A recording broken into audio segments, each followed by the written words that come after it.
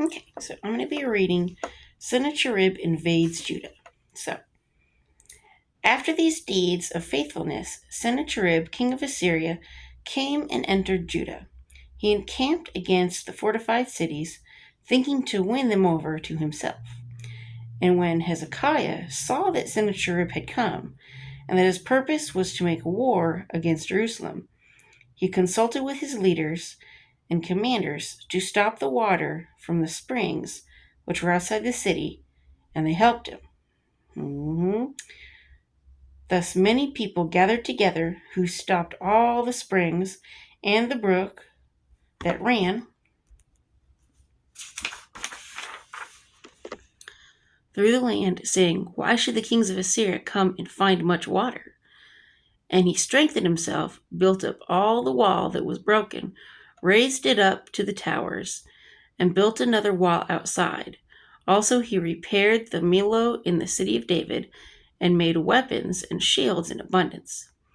Then he set military captains over the people, gathered them together to him in the open square of the city gate, and gave them encouragement, saying, "Be strong and courageous, do not be afraid, nor dismayed before the king of Assyria, nor before all the multitude that is with him, for they are more with us than with him.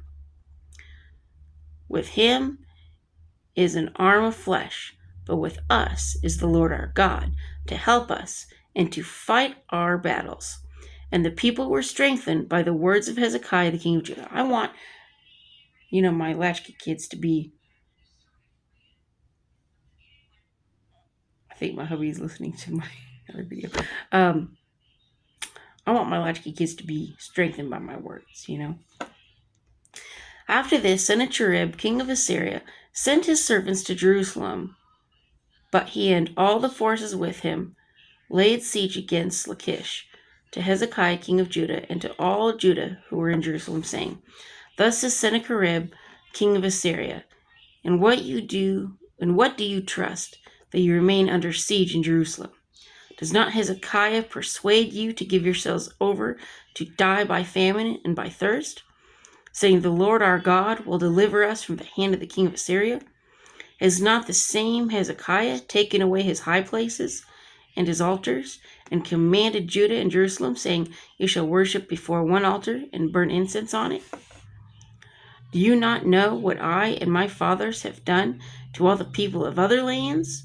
So he's bragging, okay? "Were the gods of the nations of those lands in any way able to deliver their lands out of my hand? Who was there among all the gods of those nations that my fathers utterly destroyed, that could deliver his people from my hand, that your God should be able to deliver you from my hand? Now therefore do not let Hezekiah deceive you or persuade you like this, and do not believe him, for no God of any nation or kingdom was able to deliver his people from my hand or the hand of my fathers. How much less will your God deliver you from my hand?" Furthermore, his servants spoke against the Lord God and against his servant Hezekiah. He also wrote letters to revile the Lord God of Israel and to speak against him, saying, "As the gods of the nations and other lands have not delivered their people from my hand, so that God of Hezekiah will not deliver his people from my hand." And he don't know what God he's talking about. Then they called out with a loud voice in Hebrew to the people of Jerusalem who were on the wall, to frighten them and trouble them, that they might take the city. And they spoke against the God of Jerusalem as against the gods of the people of the earth, the work of men's hands. So they didn't realize they're speaking about the living God, okay? Now because of this, King Hezekiah and the prophet Isaiah, the son of Amos, prayed and cried out to heaven. Then the Lord sent an angel who cut down every mighty man of valor, leader and captain, in the camp of the king of Assyria. So he returned shamefaced in his own land. That's hilarious. I love it. And when he had gone into the temple of his God, some of his own offspring struck him down with the sword there. Thus the Lord saved Hezekiah and the inhabitants of Jerusalem from the hand of Sennacherib, the king of Assyria, and from the hand of all others. and guided them on every side. And many brought gifts to the Lord at Jerusalem, and presents to Hezekiah king of Judah, so that he was exalted in the sight of all nations thereafter. In those days Hezekiah was sick and near death, and he prayed to the Lord, and he spoke to him, and gave him a sign. But Hezekiah did not repay according to the favor shown him. For his heart was lifted up, therefore wrath was looming over him and over Judah and Jerusalem. So it's not good, Hezekiah. Then Hezekiah humbled himself for the pride of his heart, he and the inhabitants of Jerusalem, so that the wrath of the Lord did not come upon them in the days of Hezekiah. Hezekiah had very great riches and honor, and he made himself treasuries of silver, for gold, for precious stones, for spices, for shields, and for all kinds of desirable items.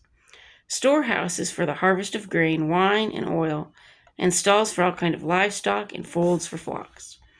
Moreover, he provided cities for himself, and possessions of flocks and herds in abundance, for God had given him very much property. This same Hezekiah also stopped the water outlet of Upper Gihon, and brought the water by tunnel to the west side of the city of David. Hezekiah prospered in all his works. However, regarding the ambassadors of the princes of Babylon, whom they sent to him, inquire about the wonder that was done in the land, God withdrew from him in order to test him, that he might know all that was in his heart. So God's going to see, you for me, or are you just doing this because of everything I've given you? Okay.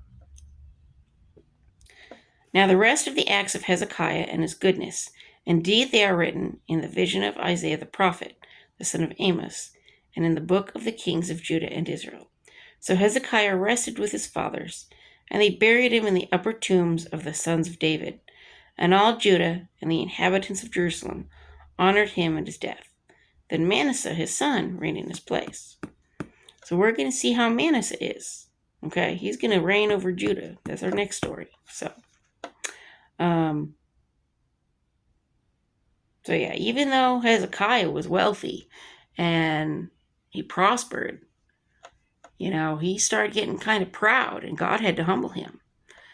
And you notice that a lot of people that get rich, okay,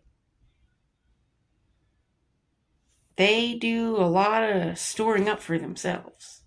They're like, I need more and more and more, and this and this and this and this and this and this. And they really don't need all of that. But they want all of that. They desire all of that.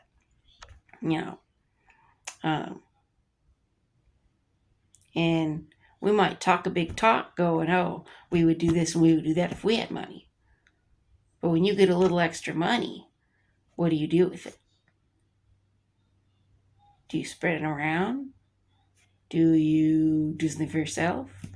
Do you do something for yourself and on top of that spread some around? What do you do when God gives you a little extra money? It's a good question for all of us to ask ourselves. What will we do? And what do we do? So anyway, thumbs up, like, and subscribe, and peace.